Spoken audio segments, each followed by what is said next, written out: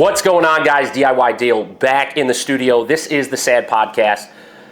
It is New Year's Eve. I just want to let you guys know that. Doing a couple cigars here. This is a sweet Lady Jane, I believe. Just a small one. Got some Scotch whiskey by Kirkland. Main topic today is we're going to talk about goals. We're going to talk about how to set them. We're going to talk about what we can do to keep our goals on track.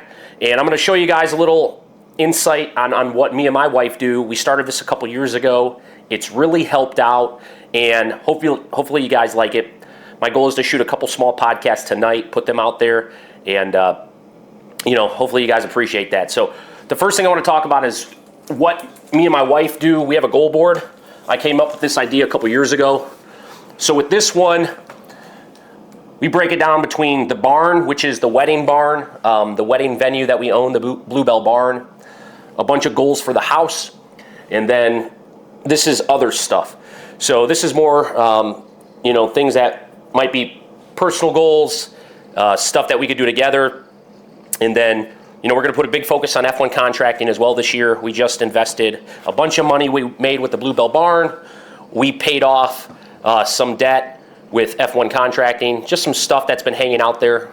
With us having a baby in March, we wanted to put ourselves in a good position. So you have to have your significant other bought in on this. And what I mean by that is you can't make a goal board and expect your significant other to hit all these goals and achieve all these things if they don't either agree with them or have things of their own on there. And the big issue is you have to be on the same page.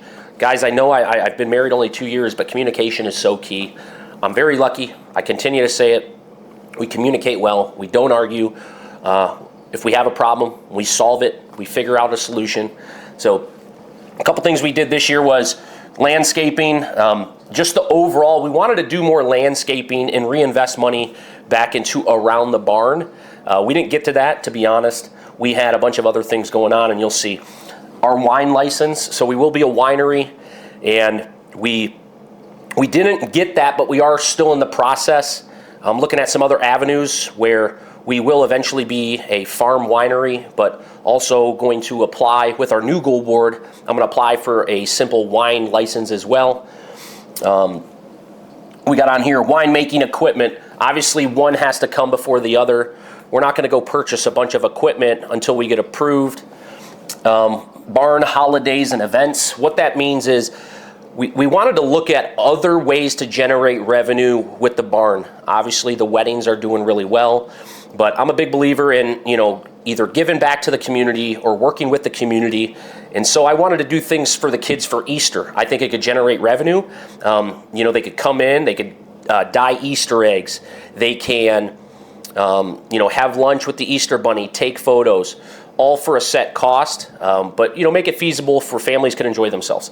A lot of places in the area do that, and I thought, let's focus on that, which we got pregnant this year, and that goal kind of got pushed to a side, and we were focusing on some other things. But this year, with the baby going to be due in March, Lindsay and I talked about how do we bring in more income and set some money aside for the baby and all these other things, and we're going to focus on some events. Concrete and wood sealer, we did purchase all of that. It was pretty expensive. It's sitting in the garage now. I obviously have to wait till the weather breaks, and so we're going to reseal all the concrete and reseal all the wood in the barn. Some things that we really got done with the barn, we got a new appraisal, and we got it insured with a different insurance policy. Now that's big for a couple different reasons, guys. If you're running a small business, you got to worry about liability, you got to worry about your overhead cost, and anything to mitigate risk and put you in a good position, that's what you need to do. So we got all that figured out. Barn decor, we got some more barn decor. We got a decoration package, and then we also decorated a bunch of things in there, which that is a continuation. It will just continue to grow, and if we come up with ideas and couples ask for things, we're going to do that. Door locks for the holding rooms. I don't know why we put holding rooms, but we were, the bridal suite and the groom room. What we did was when you are paying extra to have the bridal suite and groom room, we put keypads on there now because it's your privacy, it's your room, it's your stuff. And if you want to lock your stuff up and give you access, that's what's going to happen. Also, if you're not paying for that access, we don't want you to have access to that. The vineyard, we actually got that planted, and that's going pretty well. It's cold outside now. It's December, and I'm just praying, and I'll continue to pray that honestly they don't die during the super cold.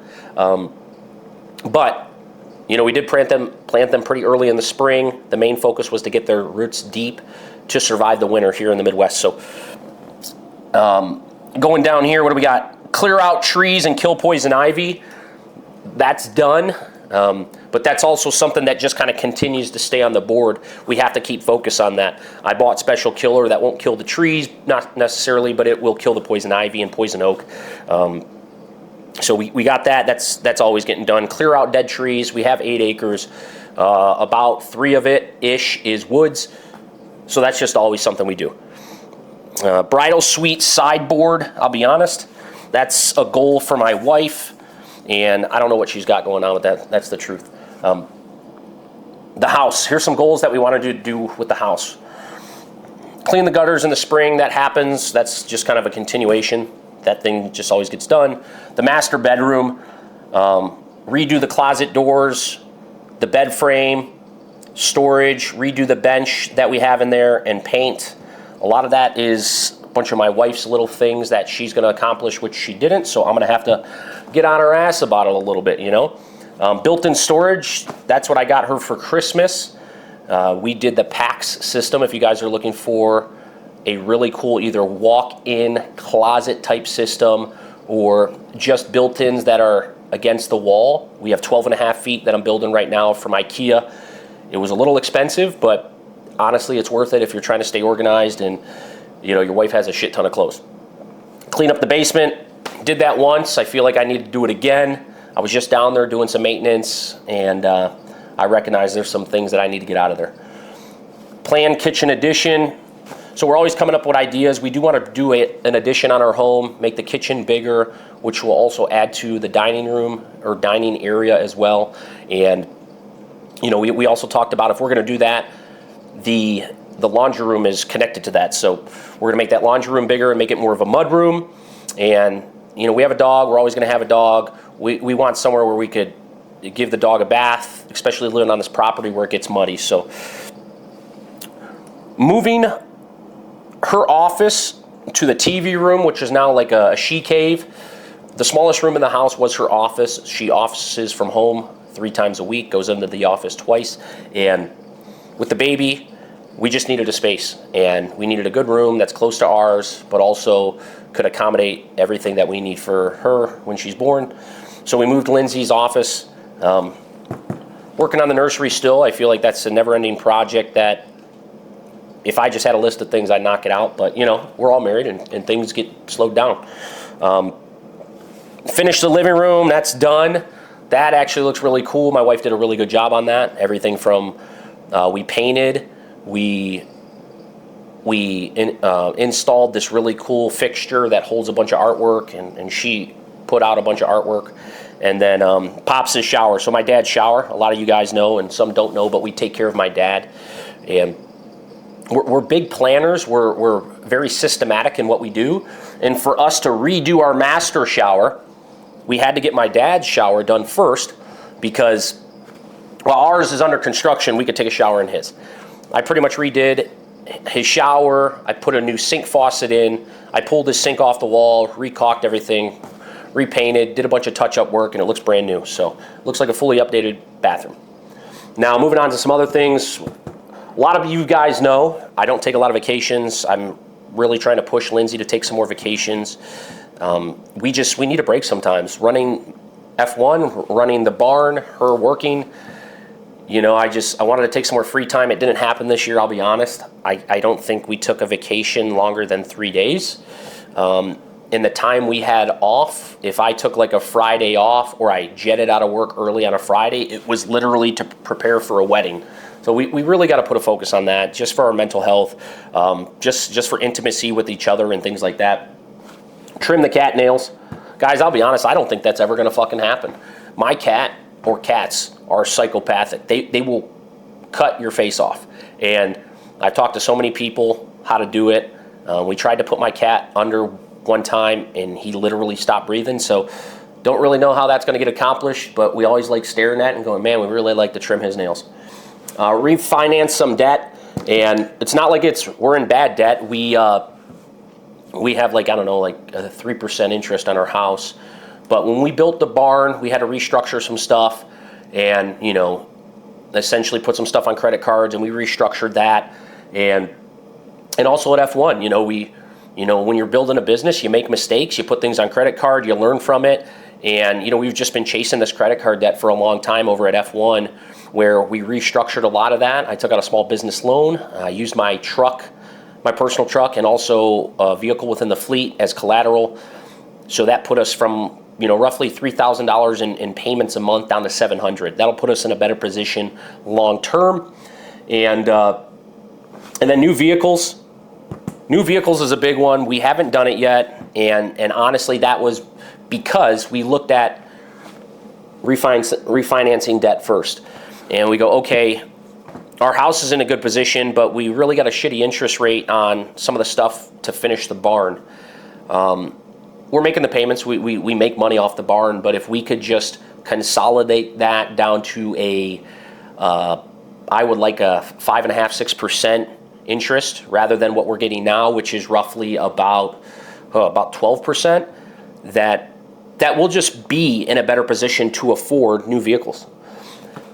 Our goal is, if we can, to put either a large down payment or pay in cash for her vehicle, and we'll finance mine. My wife believes in me enough to take my truck, which is worth about $35,000, and I said, hey, can I use this as collateral to put F1 in a better position? And that really threw a wrench in our plans personally, because I was going to use my truck, her vehicle. We'd probably get $35,000 to $40,000 for both of them, which would buy her used Ford Explorer third row that she wants, and then we would just take about $10,000 or $15,000 and put it down on a truck for me. Well, when we look at our family and we look at long term, we go, okay, if F1 is in a better position, I could draw more money from that over time. We could also invest a lot more into marketing for F1. A lot of people think when companies make more money, you just pay everybody more. But there's so many things that we need to solve on a business end to be super successful. That is not having days where we don't work because we still have overhead. We shouldn't have a sitting day, and that's something we're going to work on. I'm going to put all of the goal stuff for next year on this board, actually, when Lindsay and I talk about it. But this kind of gives you an idea of my thought process, how I've succeeded this far, some of the things that I've failed on. The DIY Deal podcast, you guys are checking it out right now, man. I did that. For Christmas, I got a new camera, which we're using right now. If you're wondering, it's a Sony A6400. And got a new laptop, too. I don't remember exactly the details on that, but I'm running 32 gigs of RAM. I'm able to edit and chop up footage really easily. And my Mitsubishi 3000 GT VR4, it's a 1992. Paid off the amount for that regarding the full engine build and new brake system, or I'm sorry,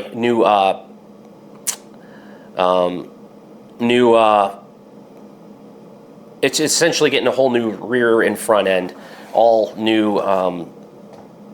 Gosh, I'm drawing a blank here, guys. I am sorry. Steering dampeners, all that good shit.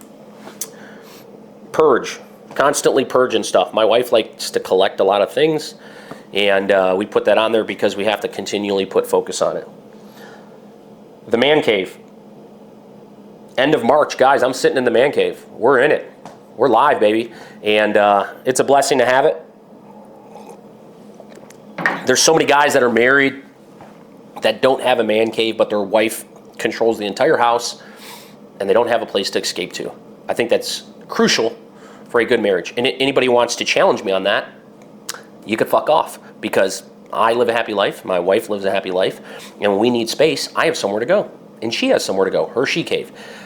So many people live in denial about keeping the spouse happy, whether it's the man doesn't want to keep the wife happy or the wife not want to keep the man happy.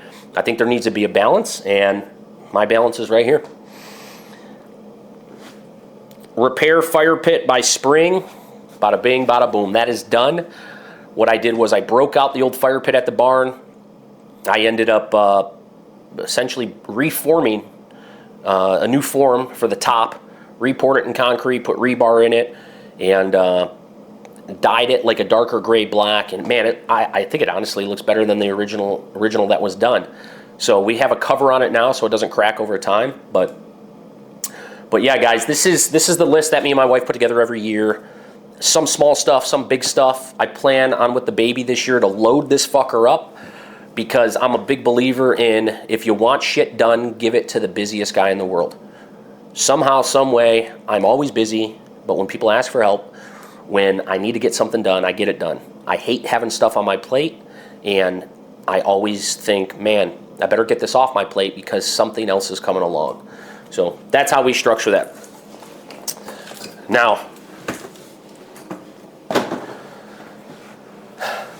let's talk about how you guys can structure your plans, your goals, what you should focus on, and that could be from where your life is, where your marriage is, things you need to work on personally. You guys know I'm a big believer in motivational stuff. That's what drives me. I also get motivated by helping people. I also feel that if I don't stay consistent with my goals, if I don't stay consistent and disciplined with me waking up at 4:30 in the morning working out, I let people down. I'm never somebody that's going to talk and then not do the work, right? I'm a big believer in that. Lead by example and teach from experience. So let's dive into that, guys. Give me a hot second. I'm going to relight this cigar, and then we're getting back into it.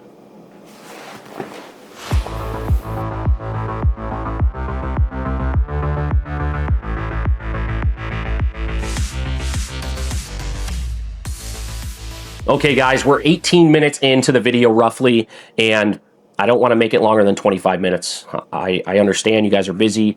Hopefully you take some stuff from this, like I've always said. So I'm a big believer in the fitness world. You guys know that. I've preached it as long as you can remember me, and there's so many people jumping on board now about fitness. Guys, it's crucial. You have kids, you have a job, and you got to stay active to do good at all those things. I literally work out to perform better at my job. I've always been an athlete. I've always maintained some kind of working out status. I fall off, but when I fall off, it's different than a lot of people. A lot of people, when they fall off, they'll fall off for weeks, months, years. You can't let that happen. You have to stay consistent. I understand things get crazy. Your job takes so much time. You may get hurt. Your kids are running around and you're attending those practices in school and things like that. I recognize that. I was a leader my entire life. I've managed people that have kids. I've been managed by people who have kids. I've been on teams that have kids. And why is it that all of these successful people I know somehow manage that, right? They stay in shape. 30 minutes, guys. 1 hour. You and your wife rotate. Get something at the house. You don't need to always go to the gym. But I think that's super crucial. I think you guys should put a focus on that in 2026. Start writing down some goals. Maybe you want to lose some weight. We've talked about it before. Take a GLP-1. Don't take a GLP-1, which is Ozempic, and fucking not work out and get muscle. You have to. You have to maintain muscle. You have to grow. You want to tone your body. Yeah, you're going to block those receptors and not want to eat, and you're going to lose weight, but you have to put on strength. You have to. I promise you, it helps you. Financially. Guys, financially, the last couple of years, I know a lot of people are hurting. I know a lot of people maybe have bought homes and they're in a bad position regarding their interest rate. It's going to happen. Interest rates are going to come down. I can feel it. With F1, we have more work now. And in the last month, we've had work. Going into January and February, we have work. And previous years, we haven't had that. I could feel the momentum. I could see it. And I just want you to hold on, refinance some debt when the time is right, survive with what you have right now. Don't overspend, but write down those goals. Whether you want to save some money, whether you want to start a 401k, whether you want to put some money aside for your kids, guys, it's possible. Just chip away at it. You know, a big saying is, how do you eat an elephant? One bite at a time. We got fitness, we got financials. Let's talk about education. No, I'm not talking about college. That's going to be a great topic that I bring up, and I'd love to talk to you about that. But I'm talking about just educating yourself on whatever you want to be good at. Everybody is a cog in the system. And a lot of people don't want to admit that they are just a cog in the system. Some people, and 90% of people, are okay with that. But for the people that are watching this, I'm going to assume you want to do better. You want Dale, myself, to drop a nugget that you're like, dude, that fucking makes sense. Well, here's what makes sense. Be great at whatever you do. Being good's pretty fucking easy nowadays. Being good is showing up at work on time. Being good is doing your job. Being good is doing what's asked of you. You know what's great? Showing up early, staying late, doing things that somebody didn't ask you to do, but it's probably better to do them. Surprising your boss and going, man, I could really help him out and take some things off his shoulders. If any of you are thinking those are dumb ideas, I promise you, I did those. I did all those. I never tell somebody to do something unless I've done them. And I've gotten ahead. I've gotten ahead pretty fucking good by doing it. So educate yourself on how to get better at what you currently do. Now, if you want to start your own company, I have I've already put out a podcast to how to start it, or at least mentally prepare for it. My second series in that, or my second video in that series, will be coming out soon. And I'll talk about more of launching the company, how easy that is, and your focuses. But go on YouTube, listen to podcasts, research using AI now. Get smarter. Become great. Good is just so fucking easy nowadays that if you become great at something, you can put yourself ahead of so many people. Other than that, guys, you know, I'm not a big Bible thumper, but I do believe in God. I do pray a lot, man. I pray a lot for others so much. And what I mean by that is I feel like I have it pretty good. I feel like I'm in a position where I could help people, and I'm in a position where if somebody else needs help, that's where I'm sending my prayer, right? I pray for them. I also have heard this saying before, and I genuinely believe it, that if somebody is praying for help and you or myself help them, that's essentially God helping them indirectly through us. So you could think it's the universe or whatever, but there is a creator. And, you know, after Charlie Kirk was shot and killed, so many people have admitted that, you know, they're getting back to maybe reading the Bible, listening to some verses. It's just plant that seed. And that's all I'm doing, guys. I'm planting that seed and going, hey, if you're in a dark spot, if you want some guidance, start with the basic principles of the Bible. So God bless. Happy New Year. This is New Year's Eve.